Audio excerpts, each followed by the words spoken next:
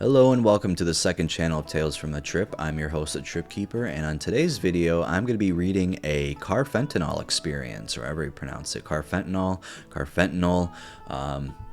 Basically, what carfentanil is 100 times stronger than fucking fentanyl, and I don't know how there's an experience report about it, but we're going to find out. We're going to see maybe if this guy is fucking breaking our balls, but his username is Functional Junkie, and he made this 6 years ago. I remember hearing about this drug, and all I know is that it's just very strong, very potent, and I don't think humans are supposed to take it. Well, humans aren't really supposed to take any drugs, but we do. And but this one is like one of the really strong ones that, like, I don't even know how you would even get your hands on it to begin with.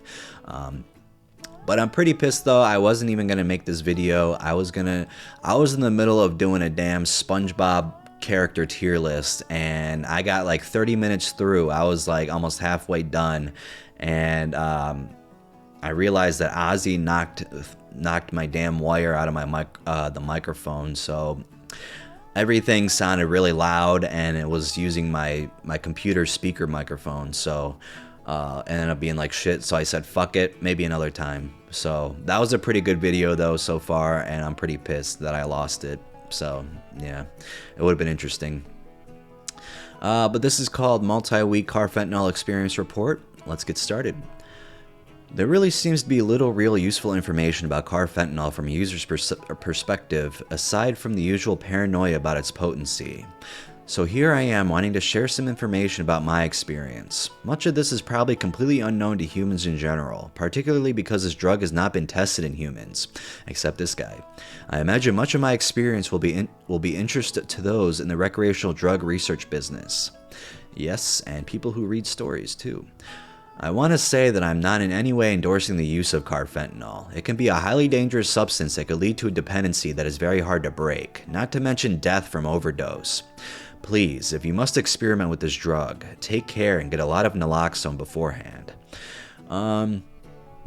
Yeah, I wouldn't recommend doing this at all. I don't know how you get your hands on it. I mean, if you do, I'd fucking save it and fucking put it in a museum, because that shit's pretty fucking cool. But if you're not gonna be staring at it, just get rid of it. I've been an opioid addict for nearly 13 years now. I have tried many different opioids and have kicked the various substances many times as well, staying clean for several months at a time until the stresses of life brought me to the point of relapse again. Yeah, you hate to see addict stories, man. Sometimes, you know, they just never get through it, and they're stuck in it forever. It's pretty sad, because it can only lead to like one thing. You can, you know, overcome it, which is really hard. It takes a while. And because you never really overcome it, like, you still gotta live the rest of your life, and you never know what can happen in your life to get you back on it. Like, something terrible happens. Same with drinkers who give up drinking, and, like, I don't know, they find out their wife is cheating on them, or their husband's cheating on them, whatever the fuck, roles reversed. Don't want to discriminate against anybody. And then you're like, well, my life sucks now, so I'm gonna start drinking. It's like, it's tough. You know, especially if you're an opioid addict, or if you're doing fentanyl, heroin. I mean, even if you try to stop that shit, it's gonna hurt. Like, physically, it's gonna fucking hurt. So, you know, it's really tough. You gotta be in a controlled environment. I don't know about, like, rehab. I heard costs a lot. I don't know if you'd want to go to a fancy one, but just, like, you gotta be in the care of somebody who can take care of you, and you cannot be working either. If you want to get out over that, you probably, I don't know. I'm going on a tangent here. I first tried carfentanil near the beginning of the year and was on it for about 3 weeks. Then I was unable to obtain any for a time and ended up taking a month break. Now I've been on it for almost 7 weeks. The attraction to carf is because price is great for the potency, and the half-life is something like 7.7 hours, meaning it lasts a long time once you take it. And that sounds like a fucking long time. I don't know what the half-life for fentanyl is off the top of my head, but it's definitely not that long. If you're coming from fentanyl or heroin habit, it's almost too good to be true. Yeah, well, we'll see if this is true or not. The experience taking it nasally was similar to fentanyl at the beginning. It causes a bit of euphoria, drowsiness, and potentially a sort of amnesia effect where one doesn't remember what one did in a dreamlike state. Just like fentanyl, carfentanil peaks fast and drops off quickly. The primary difference is that carfentanil gives a sort of warm, pleasant feeling for many hours afterwards, and you can go for 8 to 12 hours without needing to redose. Now, that sounds like a positive for sure, but, you know, I don't know how different your body would react to this shit. I mean, I hear you could, like, the smallest dose you could do could still fucking kill you, from what I've heard. I don't know if this guy is just really addicted to fentanyl and like his tolerance is just really high, so he's able to do it. That's the only way I can imagine what this guy is able to do it. Like, he's just got a really high tolerance to fentanyl.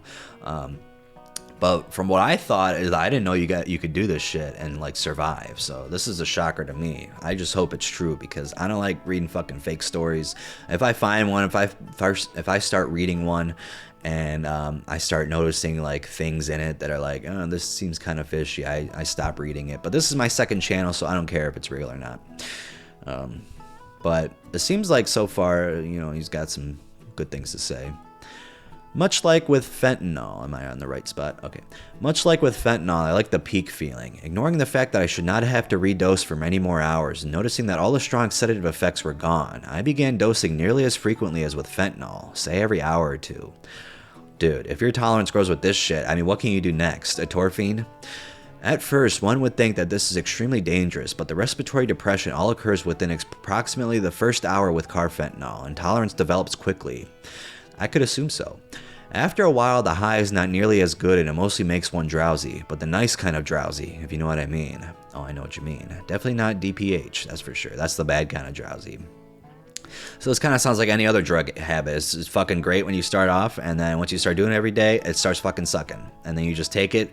You take it to fucking feel alive and to not want to die. That's basically why you take it.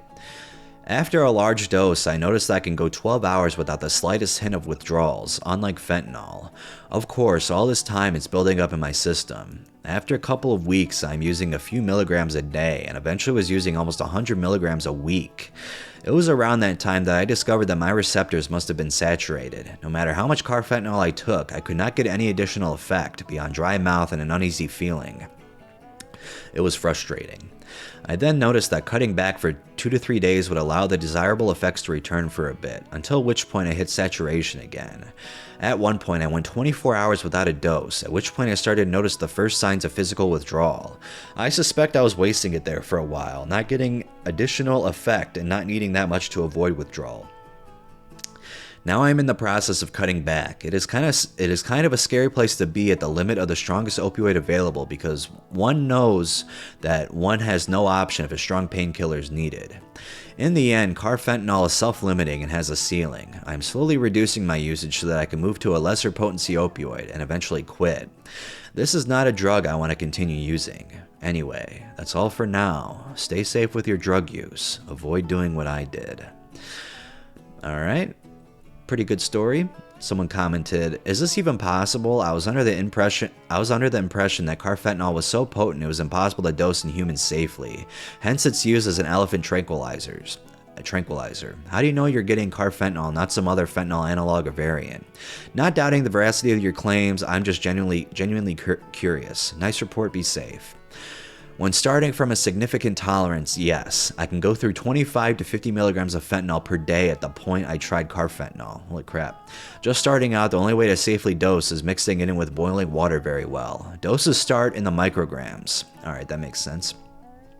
You don't need a scale if you measure to the nearest milligram and then calculate the right amount of water to use. It's rather safe to handle once you do that. How do I know that I'm getting carfentanil? Based on the potency is how I know it's legit. There is no mistaking the difference between regular fentanyl and carfentanil. You know it because that's the only other analog available with that kind of potency. In reality, what's available is probably not 100 times more potent than fentanyl, but it's probably at least 50 times, and that's hard to mistake. This person said, "Carfentanil is indeed deadly in the most micro of doses for a normal person. I have doubts for this person's claim, but tolerance in the opioid epidemic is real. I guess it's possible. Just, I don't believe it." And then someone commented underneath that, "It's true, I hit a 7-month-long binge on carfentanil. I would mix into a vape solution and smoke it. And just like OP said, after a while your receptors are saturated, so you won't wake up sick or anything.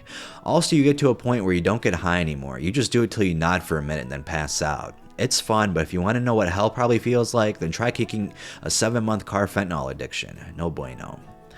Wow. Well, I'm not going to discredit this guy's words. Honestly, it's possible. Like that person said, I mean, the opioid epidemic is pretty fucking strong, and these people are doing fentanyl all the time. I'm going to search up the overdose, what it is for it. What are the dangers of carfentanyl? Yeah, there's a lot of dangers to it. Okay, so carfentanyl is 10,000 times more potent than morphine and 100 times more potent than fentanyl. Wow. Carfentanyl is so potent that it takes only 2 salt-sized specks to be lethal to humans. Damn. So that just goes to show you, man, like these fucking... You have to have a huge tolerance to do that shit. Like, it's crazy. I don't know. I didn't even think... Like I said, I didn't even know you could do this shit and survive. Here's 5 quick facts on carfentanyl. Carfentanyl, a synthetic opioid, is a white powdery substance that looks like it could be cocaine or heroin. Drug dealers mix it with heroin to presumably make the heroin stronger. I mean, how much do you gotta fucking mix to make it stronger? Like, and you just one fucking drop? I don't know. It is 10,000 times. We already read that. The drug is also used to tranquilize elephants and other large mammals. Okay. This drug is so powerful it poses a significant threat to first responders and law enforcement personnel who touch it by accident. In addition, people can overdose on carfentanyl quickly. Multiple doses of the anti-overdose drug Narcan may not be effective. Users exposed to carfentanyl can experience dizziness, clammy skin, shallow breathing, heart failure, and more. Probably a lot more than that. That sounds like doesn't sound that bad when you read it like that, but it's except the heart failure, that sounds pretty terrible. But there's definitely a lot more stuff that can happen. Yeah, I don't know. I'm assuming you need fucking Narcan might not be able to work. It'll help, but we'll see. I mean, we're not gonna see, but I'm not gonna do it. Damn. Wait, I gotta read this shit. I don't know if this is for carfentanyl, but is that it? If we consider synthetic opioids, then for example, the lethal toxicity of carfentanyl is close to that of some nerve agents. Wow.